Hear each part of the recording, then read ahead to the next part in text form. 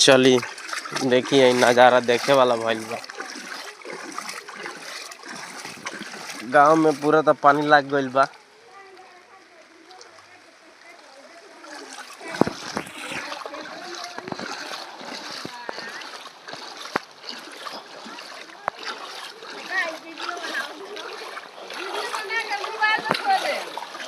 अरे बाप रे बाप, पूरा धान डूब गइल बा ना हो।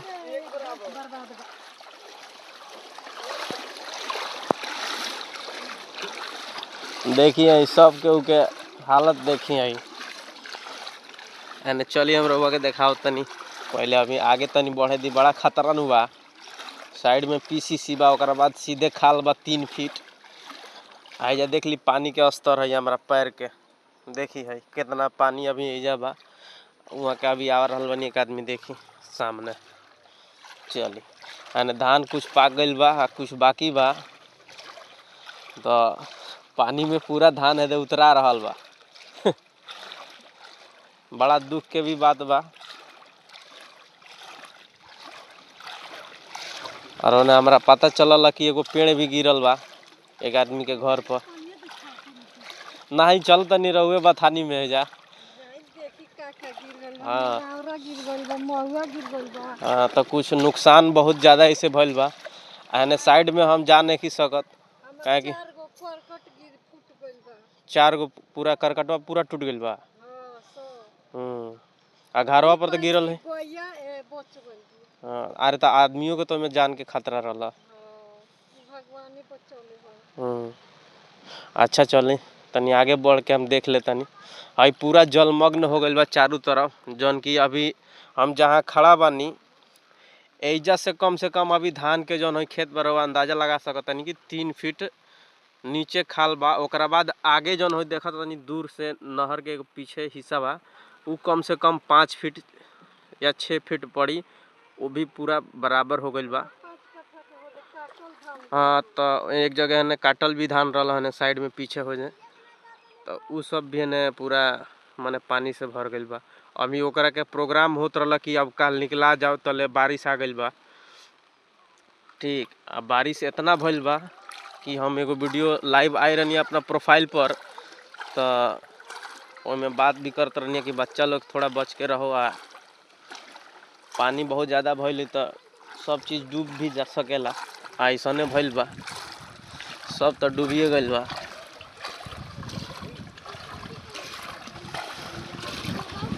पूरा धान तो डूब गइल ना हो, पेड़ ओड़ गिर गइल बा। हम वही जाता नहीं देखे तनी, देखी का पोजीशन बा ने।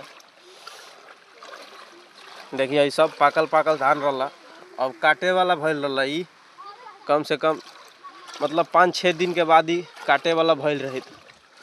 आने देखी है सब हमरो वो सब लोग के दिखा रहल बनी। एने काका आ रहल बनी नहर के। सोने का पोजीशन बा, पानी खींचता कि ना नाला? पानी खींचता तनी मनी। मन के सोच हैंगा बकोट मो बानी। ओसे लेके झाउन के बासा तनी से बकोट दिले सड़के टूट। मतलब कुदरिया वाली जौन बा अथिया गिटिया उटिया उठावल जाला उ वाला पंजावा। मकइया सुखल जाला। अच्छा सोहाल वाला वैसे।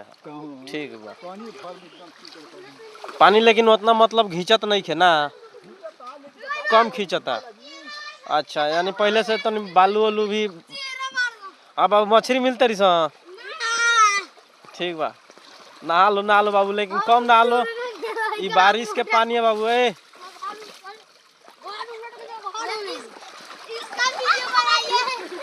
ऐसे देखा बाबू तालो के तबीयत खराब हो जाए, ऐसे ना नहाइल जाला। नहा तर लो, अभी बड़ा मजा होता, लेकिन जब बुखार उखार लागी तबीयत खराब होई तो फिर डॉक्टर के बिल बढ़े लगी, घर के लोग के भी परेशानी हुई है। यहाँ देख ली, देखिए ये सब का स्थिति बा गांव में। ई स्थिति रउआ 4 साल पहले देखे के मिलल हुई, और फिर से आज 4 साल बाद ई कंडीशन देखे के मिल रहा बा। ठीक बा, तो चलिए हम रउआ लोग के आगे दिखा रहल बानी। वीडियो में बनल रही। भोजपुरी लेख के माध्यम से रउआ लोग हमरा इस चैनल के माध्यम से वीडियो देख रहल बानी। अगर वीडियो अच्छा लगे तो लाइक ज़रूर करें, लेकिन वीडियो को ज़रूर ज़्यादा से ज़्यादा शेयर करें। आगे रहो लोग हम देखाम कि आखिर पानी सच में पानी घींच रहल बा कि ना। वो बगल नाला एगो बनल रहे, उ नाला में से पानी निकलता कि ना, ठीक नु।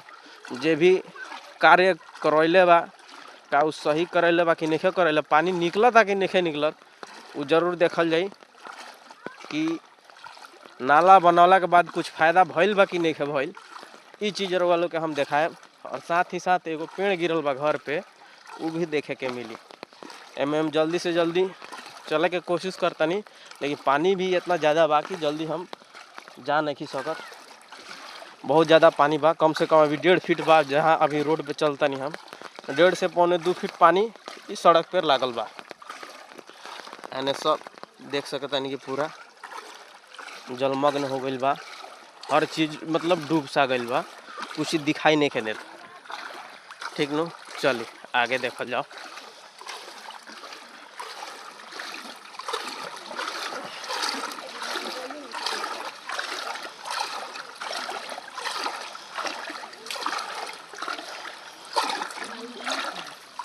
देखिए जा घर दुआर तो बुझाते नहीं है, पहले कितना चिकन चिकन लौकत रहे का। हो रमेश भाई बुझाता कुछ?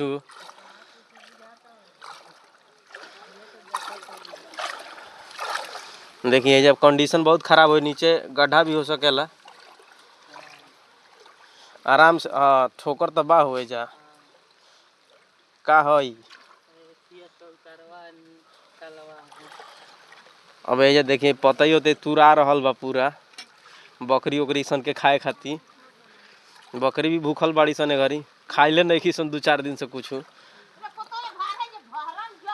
देखिए आराम से हो जाइए, बहुत खाल बा नीचे।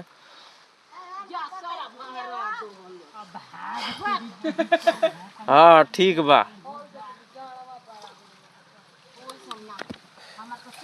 अब देख ली है घर के कंडीशन। देखी हम ये देखावे खातिर यहाँ ओने बहुत मोटा पेड़ रहा जौन की गिरल बा, तो पूरा घर के तहस नहस कर दिले बा। और एमे जानवर भी रहतला सन जौन की ओकरा के सुरक्षित बाहर निकालल गइल बा। जान माल के हानि नहीं भइल, लेकिन घर के नुकसान भइल बा। आ एगो भी पेड़ बा आंवला के, बहुत अच्छा पेड़ रहा जौन की एक औषधीय पेड़ भी है, एकरा के बहुत अच्छा पेड़ मानल जाला।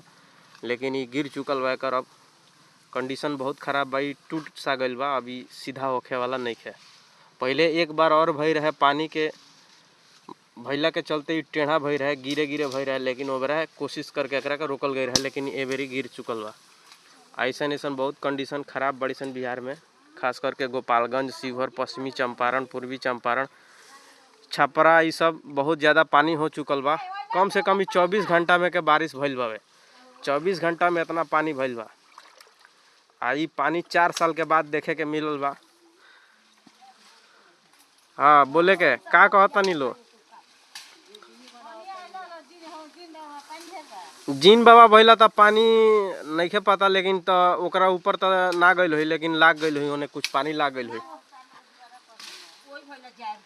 हो भैला जाई लो, चाहे ए भैला ठीक बा, ए भैला बिछली उछली नहीं खे, ए भैला ठीक बटे। हाँ वो भैला गइला के बाद गजन हो जाई। चली सब तब ये हम देखा के कोशिश करत रहनी है। आई वीडियो के माध्यम से रउआ लोग के का कमेंट में कहे के चाहत बानी जरूर कही, और वीडियो के ज़्यादा से ज़्यादा शेयर करी, ठीक बा। चलिए आगे बढ़तनी। जैसे रउआ लोग सबके हम वादा कर ले रहनी कि आगे चल के हम लोग के दिखाएब कि एगो नाला साइड में बनल है, तो एक्चुअल में पानी घींच रहा बा कि ना वो साइड में, वो सब दिखाएब हम लोग के। आखिर मान ली जब बनल बा नाला, तो आखिर काम करता कि ना, वैसे कुछ लाभ बा कि नहीं लाभ। चलिए सब देखल जाओ ओकरा के, काहे से कि हमरा डाउट रहे कि इतना जगह जैसे है कचड़ा उचड़ा पड़ल बा, कुछ बालू वगैरह मिट्टी वगैरह जाके जाम हो गए रहे, तो वो सब थोड़ा कम खींच सकता। जैसे देखिए यहाँ पर बाहर देखी पानी बहता, कुछ यानी खींच रहा बा नाला, पानी जा रहा बा, ठीक बा। तब पानी कुछ ना कुछ खींच रहा बा ओने से। देखी बांस के तरफ से ध्यान से देखें तो पानी कुछ निकल रहा बा, ठीक बा। एने साइड से पानी जा रहा बा, आई पानी नाला के तरफ से ना, पानी नाला के ऊपर से बह रहा बा, यानी सब मिट्टी उट्टी रहा सब कट गइल बा, दह गइल बा। आई पानी ऊपर ऊपर जा रहा बा, इन नाला के अंदर से बहुत कम जा रहा बा। ठीक बा, तो ये सब हम लोग सबके दिखा देनी। अगर वीडियो अच्छा लागल तो लाइक ज़रूर करी और चैनल के सब्सक्राइब करी। अगर यूट्यूब पे देख रहा बानी तो, अगर फेसबुक पेज पर देख रहा बानी तो पेज के जरूर फॉलो करी और वीडियो के ज़्यादा से ज़्यादा शेयर करी। यहाँ देख सकतन कि ऐसा कंडीशन बा कि नहर के बांध भी टूट सकत रहला। यहाँ देखिए कितना मिट्टी के कटाव हो चुकल बा। यही से सरकार बहुत पहले पेड़ लगौले रहे नहर पे, और आदमी बहुत सारा आदमी बा कि पेड़ हरा पेड़ ही काट देता। यहाँ देखिए कैसन एजा कंडीशन खराब बा। अगर मान लिया अगर पानी अगर ज़्यादा स्तर बढ़ा था नहर के पानी के, और एक तरह से बारिश हुई लगातार, तो नहर के बांध भी टूट सकेला। और अगर नहर के बांध टूट जाई तो फिर वो बेरा का सिचुएशन रही रहुआ समझ सकता नहीं। और एक सूचना भी मिलल कि सुरवनिया पुल के तरफ नहर के बांध भी टूटल बा, शायद हम देखनी ना, लेकिन कुछ सूचना मिलल है। तो ये से रहुआ सबसे निवेदन भी बा कि इस तरह के जौन काम बा रहुआ ना करी, कहीं भी कचरा ना फेंकी। देखिए कचरा कितना फेंकल बा। ये सब आए वाला समय में जे भी एजा रहता, चाहे जे भी फेंक के चल जाता गांव के लोग, उ सब के ही सामना करे पड़ी। तो ये सब चीज़ ना होके चाहिए। गांव में डस्टबिन नहीं खे लागल, बहुत जगह लागल बा। एक जगह जैसे शंकर भगवान के मंदिर पर डस्टबिन देखले रही, तो ओकर लोग यूज बहुत कम करला। आसपास के गांव में जे भी बा कचरा निपाटन खातिर डस्टबिन हर जगह रहे के चाहिए, गांव के हर गली में रहे के चाहिए। गाड़ी आवे के चाहिए ओकरा के ले जाए खातिर। ऐजा बहुत सारा डस्टबिन मतलब इहे लोग बना दिले बा, डस्टबिन के जगह बना दिले बा। गड्ढा जहाँ देखा था तहाँ लोग कचरा फेंक देता। तो ये बहुत गलत बात बा, ऐसा ना करे के चाहिए। ठीक न, चली आगे फिर से कोनो दूसरा वीडियो में मिलल जाई। तब तक के लिए अपन ख्याल रखें। देखिए बहुत नुकसान हो चुकल बा। ठीक ना, लंबा बहुत वीडियो हो जाई। हम लोगों के बाद में दूसरा एक वीडियो बना के दिखाएम, जन की नहर के उस साइड गांव बा, वो गांव में हम लोगों के वीडियो दिखाएम। ठीक न, तो चैनल के माध्यम से जुड़े रही ताकि सब कुछ लोगों के अपडेट मिलत रही। ठीक बा, धन्यवाद।